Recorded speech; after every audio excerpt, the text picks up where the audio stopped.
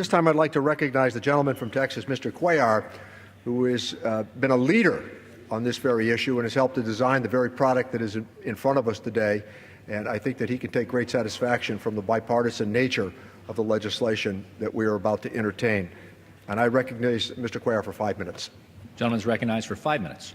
Thank you. Thank you very much. And thank you for your time, Mr. Neal. Thank you again for you and your staff for helping to put this together. I appreciate this. I also want to thank Mr. Bustani again and the staff also for putting this in a very fast moving track. So I thank you so much. And in particular, my good old friend, and I say good old friend as in a nice way, Kevin Brady, Chairman Brady. We go back in the state legislature. We've been working in Texas on issues like this for so many years. So I certainly want to thank Chairman Brady for the work and the staff again in a bipartisan way for moving this bill quickly. In particular, I want to thank my colleagues. I have Mr. Hurd over here that has a lot of border, and he's got a lot of ports of entry, and I want to thank him for his leadership on this bill. I also want to thank Beto O'Rourke, also my friend from El Paso, who also knows, just like Mr. Hurd does, understand the importance of trade. So I want to thank them, and of course, our Senate sponsor, Senator Cornyn, that has done a great job on this particular bill. The Cross-Border Trade Enhancement Act is a bill that builds on the work that Chairman John Carter and myself added in the appropriation bill back in 2013 and 2014 to ease the delays and improve the infrastructure at our nation's land and sea and airports of entry. As it's been said, trade and travel to the U.S. has been increasing for the last 10 years. In fiscal year 2015, our nation saw 382 million travelers that were processed at the nation's 328 land, sea, and airports of entry. In fact, if you look at in particular, I want to emphasize the land ports of entry. Over 80% of all the people that come into the United States, all the goods that come into the United States come through land ports of entry, and this is why this bill is very important. As it was mentioned a few minutes ago, $2.4 trillion of trade was processed at our ports of entry. And just as an example, and I know Mr. Hurd mentioned that, I know Mr. O'Rourke has mentioned that, but in my port of entry, Laredo, for example, small town of 250,000, but it handles 14,000 trailers a day of trade between the U.S. and Mexico. And if you look at customs districts, you have L.A., New York, and then you have Laredo. So this bill is very important to Laredo and the rest of the border itself. But despite this growing trade that we have at our ports of entry, CBP staffing levels have been stagnant.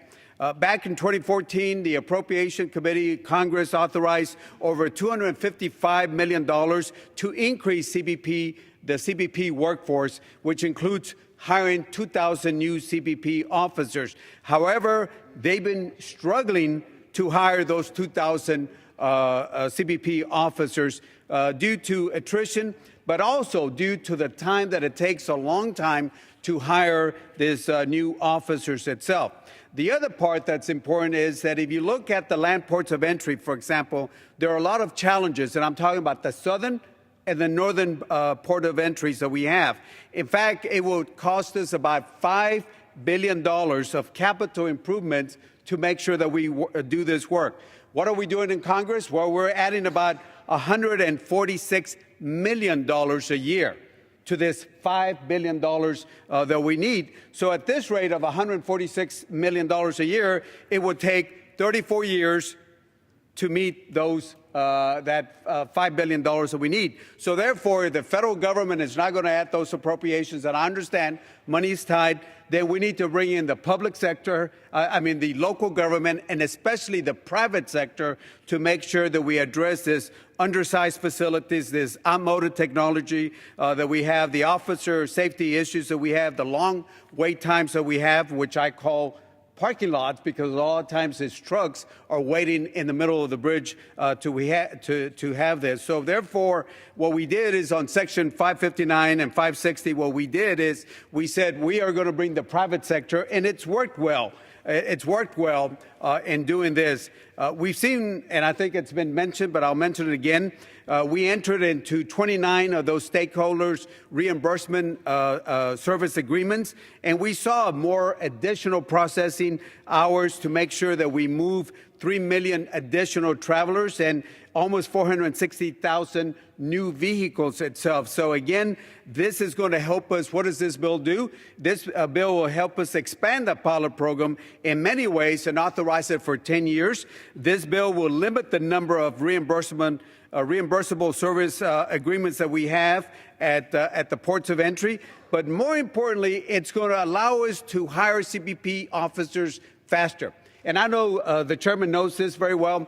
Imagine if we have this, as my time is about to finish, but we got to bring people into the CBP office of officers faster, and this is what this bill will do. So again, I want to thank the House sponsors, the Senate, Senator Cornyn in particular, Kevin Brady, Chairman Michael McCall also, and Mr. Hurd and Mr. O'Rourke, and of course on the Senate side, Senator Cornyn and Senator Klobuchar, to make sure that we did it, and we're doing it in a bipartisan way. So again, I yield back the balance of time, and I ask that we pass this bill. Gentleman yields back. Gentleman from Massachusetts reserves.